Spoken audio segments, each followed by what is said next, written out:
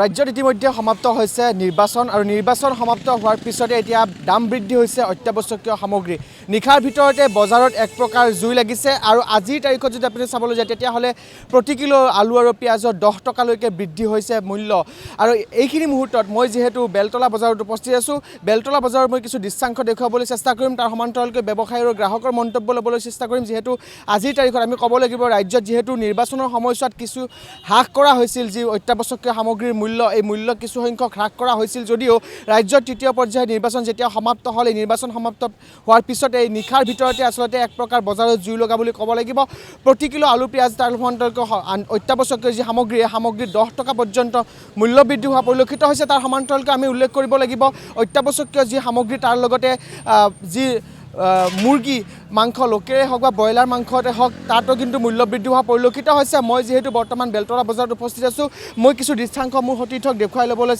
অনুৰোধ জনাইছোঁ যিহেতু ৰাতিৰ ভিতৰতে এক প্ৰকাৰ বজাৰত জুই লগা বুলি ক'ব লাগিব গ্ৰাহকৰ মাজত এক প্ৰকাৰ হাহাকাৰ সৃষ্টি হৈছে যিহেতু নিশাৰ ভিতৰতে আলু আৰু পিঁয়াজৰ যথেষ্ট মূল্য বৃদ্ধি হৈছে তাৰ সমান্তৰালকৈ অত্যাৱশ্যকীয় যি সামগ্ৰী এই সামগ্ৰীটো যথেষ্ট মূল্য বৃদ্ধি হোৱা পৰিলক্ষিত হৈছে তাৰ সমান্তৰালকৈ যদি আমি উল্লেখ কৰিব যাওঁ লোকেল মুৰ্গীয়ে হওক বা ব্ৰইলাৰ মুৰ্গীয়ে হওক এই হওক মাংসটো কিন্তু যথেষ্ট মূল্য বৃদ্ধি হোৱা পৰিলক্ষিত হৈছে মোৰ সৈতে এগৰাকী ব্যৱসায়ী আছে মই তেওঁৰ সৈতে কিছু কথা পাতিবলৈ চেষ্টা কৰিম অকণমান যদি আগুৱাই আহে দাদা কি ক'ব নিশাৰ ভিতৰতে যথেষ্ট দাম বৃদ্ধি হৈছে অত্যাৱশ্যকীয় সামগ্ৰী আলু পিঁয়াজৰ মূল্য বৃদ্ধি হৈছে 10 টকা পৰ্যন্ত মূল্য বৃদ্ধি হোৱা বুলি ইতিমধ্যে খবৰ আহি পৰিছে কি ক'ব হয় ছাৰ আজি 3-4 দিন হ'ল আলু পিঁয়াজৰ দামটো অলপ বাঢ়ি গ'লে 30 টকা 35 টকা বেচিব পাৰিছোঁ এতিয়া 40 টকা বেচিব লগা হৈ গ'ল মানে দামটো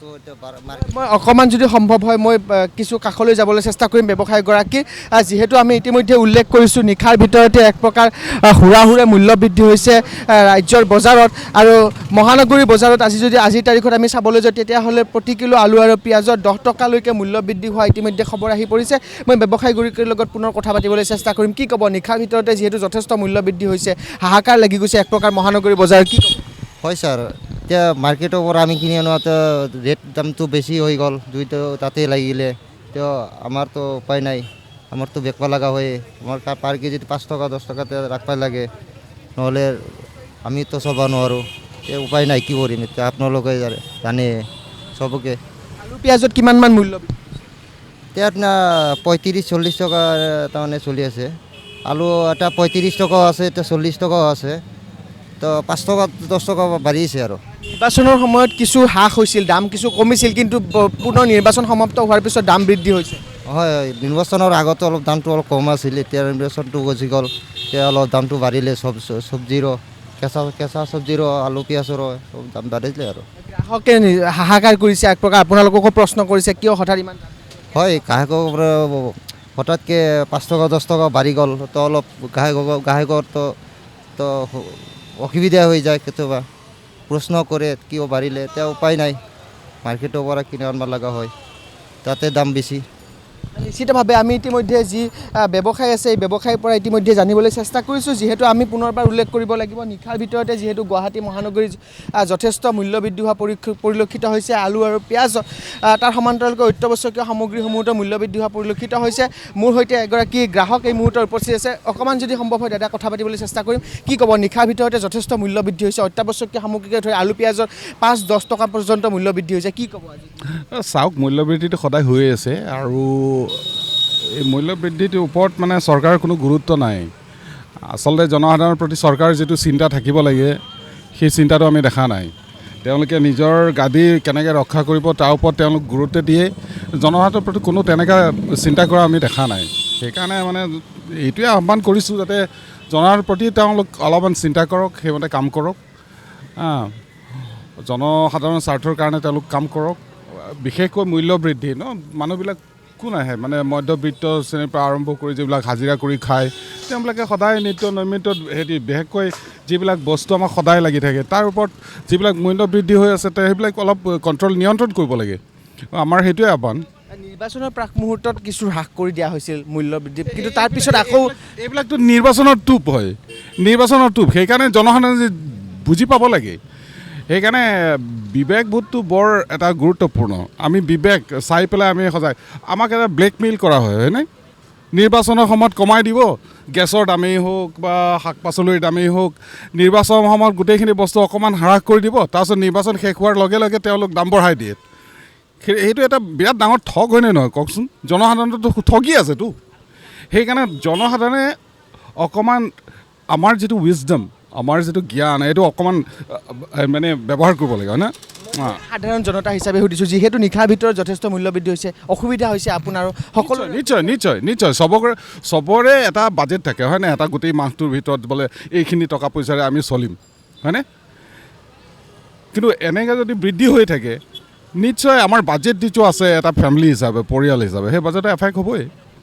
নিশ্চিতভাৱে আমি এই মুহূৰ্তত যিহেতু যিসকল গ্ৰাহক আছে আমি তেওঁলোকৰ লগতো কথা পাতিবলৈ চেষ্টা কৰিছোঁ আৰু তেওঁলোকে ইতিমধ্যে অভিযোগ উত্থাপিত কৰিছে যে নিশাৰ ভিতৰত যিহেতু যথেষ্ট মূল্য বৃদ্ধি হোৱা পৰিলক্ষিত হৈছে আৰু এক প্ৰকাৰ গুৱাহাটী মহানগৰীৰ বজাৰত হাহাকাৰৰ সৃষ্টি হৈছে। আমি ক'ব লাগিব যে অত্যাৱশ্যকীয় সামগ্ৰী বা আলু পিঁয়াজত যথেষ্ট মূল্য বৃদ্ধি হোৱা পৰিলক্ষিত হৈছে। মোৰ সৈতে আন এগৰাকী গ্ৰাহক আছে, বাইদেউ অকণমান কথা পাতিবলৈ চেষ্টা কৰিম। যিহেতু যথেষ্ট মূল্য বৃদ্ধি হৈছে, নিশাৰ ভিতৰত 5-10 টকা পৰ্যন্ত বৃদ্ধি হৈছে, এগৰাকী গৃহিণী হিচাপে আপুনি কেনেকুৱা অসুবিধা? সেইটোতো ক'বই নালাগে, মূল্য বৃদ্ধি হৈছে, মানুহৰ অসুবিধাও হৈছে। সেই অনুপাতে দৰমহা বঢ়া নাই, ইনকম হোৱা নাই ন। নিশ্চিতভাৱে মোৰ সৈতে আন এগৰাকী ব্যৱসায়ী আছে, মই যদি সম্ভৱ হয় মই ব্যৱসায়ীগৰাকীৰ লগত অকণমান কথা পাতিবলৈ চেষ্টা কৰিম। অকণমান মই এই ব্যৱসায়ীগৰাকীৰ লগত কথা পাতিবলৈ চেষ্টা কৰিম, ব্যৱসায়ীগৰাকীয়ে কি কয়। মই অকণমান আপোনাৰ ওচৰলৈ আহিছোঁ, কি ক'ব? যিহেতু নিশাৰ ভিতৰতে মহানগৰীৰ বজাৰত এক প্ৰকাৰ জুই লগা বুলি ক'ব লাগিব, আলু পিঁয়াজত বা অত্যাৱশ্যকীয় যিসমূহ সামগ্ৰী 5-10 টকা পৰ্যন্ত মূল্য বৃদ্ধি হৈছে। কি ক'ব, কেনেকুৱা অসুবিধাৰ সন্মুখীন হৈছে এগৰাকী ব্যৱসায়ী? জাগাতে দাম বেছি, সেইকাৰণে ইয়াতেও দাম অলপ বাঢ়িছে। সেইখিনি আৰু কেনেকুৱা ধৰণে বৃদ্ধি হৈছে দাম? মই অকণমান ইয়াতে 5 টাকা 10 টাকা দাম বৃদ্ধি হৈছে। পূৰ্বৰ দামত পূৰ্বৰ তুলনাত কিমান? 10 টাকা দাম বৃদ্ধি হৈছে। গ্ৰাহকসকলে কেনেকুৱা ধৰণৰ অভিযোগ? 10 টাকা বেছি লগা হৈছে। এতিয়া গ্ৰাহকসকলে অভিযোগ কৰিছেনে আপোনালোকৰ ওচৰত, যিহেতু হঠাৎ মূল্য বৃদ্ধি? মূল্য বৃদ্ধি হৈছে, কৈছে, মই কৈছোঁ তাৰ জাগাতে দাম বেছি, সেইকাৰণে ইয়াতেও দাম বাঢ়িছে। নিশ্চিতভাৱে আমি এই মুহূৰ্তত যিহেতু যিসকল ব্যৱসায়ী আছে বা যিসকল গ্ৰাহক আছে আমি তেওঁলোকৰ লগতো কথা পাতিবলৈ চেষ্টা কৰিছোঁ। যিহেতু আজিৰ তাৰিখত আমি উল্লেখ কৰিব লাগিব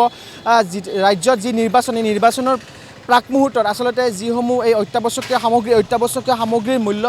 কিছু হ্ৰাস কৰি দিয়া হৈছিল, কিন্তু যেতিয়া ৰাজ্যত তৃতীয় পৰ্যায়ৰ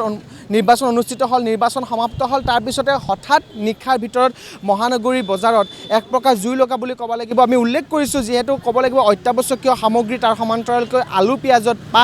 5 বা 10 টকাকৈ মূল্য বৃদ্ধি কৰা হৈছে। তাৰ সমান্তৰালকৈ যদি আমি উল্লেখ কৰিব লাগে তেতিয়াহ'লে লোকেল হওক বা ব্ৰইলাৰ মুৰ্গীৰ মাংসত, এই মাংসসমূহতো আচলতে 100 পৰা 150 টকা বৃদ্ধি কৰা বুলি ইতিমধ্যে খবৰ আহি পৰিছে। কিন্তু আজিৰ তাৰিখত আমি ইতিমধ্যে যিহেতু বেলতলা বজাৰত উপস্থিত হৈ ইয়াৰ যিসমূহ ব্যৱসায়ী বা যিসমূহ গ্ৰাহক, এই গ্ৰাহকসকলৰ লগত কথা পাতিবলৈ চেষ্টা কৰিছোঁ। তেওঁলোকে যথেষ্ট অভিযোগ উত্থাপিত কৰিছে যে নিৰ্বাচনৰ প্ৰাক মুহূৰ্তত দাম কমাই দিছে, কিন্তু নিৰ্বাচন শেষ হোৱাৰ লগে লগে জনতাৰ মূৰত এক প্ৰকাৰ মাধমাৰ দিয়া বুলি তেওঁলোকে কৈছে। যিহেতু আজিৰ তাৰিখত আমি উল্লেখ কৰিব লাগিব পুনৰবাৰ যে আজিৰ তাৰিখত যিসমূহ অত্যাৱশ্যকীয় সামগ্ৰী বা আলু পিঁয়াজত যি মূল্য বৃদ্ধি যিহেতু হঠাতে হুৰাহুৰে বৃদ্ধি পাইছে, তাৰ ফলত যিসমূহ সাধাৰণ জনতা, এই সাধাৰণ জনতাই যথেষ্ট সমস্যাৰ সন্মুখীন হ'বলগীয়া হৈছে।